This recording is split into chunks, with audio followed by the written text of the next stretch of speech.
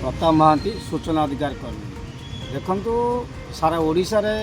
गोटे ख्यातनामा यूनिवर्सिटी है बाणीविहार उत्कल यूनिवर्सिटी तो जेहेतु बद थिला से अणछात्र प्रसंग हो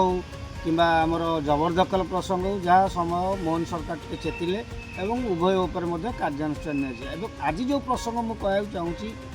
बाणीविहार उत्कल यूनिवर्सिटी कोटी कोटी टंकार लुट से मु कहूनी जो लोकल फंड ऑडिट जो ऑडिट रिपोर्ट देती ऑडिट रिपोर्ट मत जोड़ा देती ऑडिट रिपोर्ट स्पष्ट करुच्ची बाणीविहार में 2015-16 ठारू 2018-19 पर्यंत माने 4 वर्ष भितर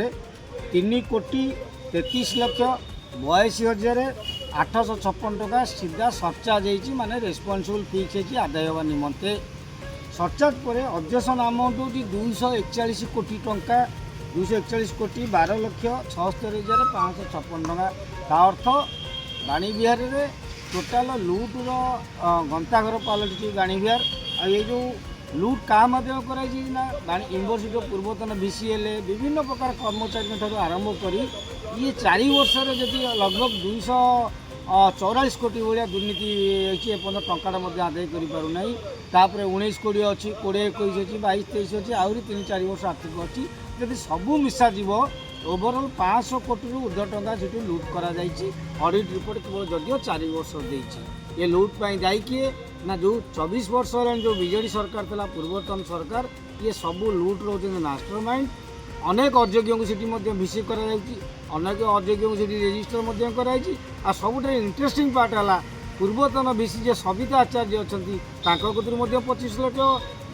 माने सरचार्ज हो माने ऑडिटर फिक्स कर देती जे 25 लाख टका आदाय कर लगी सी भी आदाय करना सी भी चाकरी सही से रिटायर नहीं गले सहित जो रेजिस्टर थे नायक बाबू 25 लाख आदाय तेणु एमती सबू मिसेले बाणीविहार आरंभ बर्तमान 2015-16 ठारू 18-19 पर्यंत 4 वर्ष भितर 244 कोटी टंका लुट कराई तेणु मोहन सरकार लोकप्रिय सरकार खाली बाणीविहार नुह एमती अनेक यूनिवर्सिटी मुझे देखुली बोर्ड ऑफ सेकेंडरी एजुकेशन 241 कोटी टका तेणु ये जो ऑडिटर जो रही ऑडिटर संस्था जो जालिया संस्था ऑडिटर माने ऑडिटर ऑफिस जो ऑडिट ऑफिस रहे से आहरी दुर्नीतिग्रस्त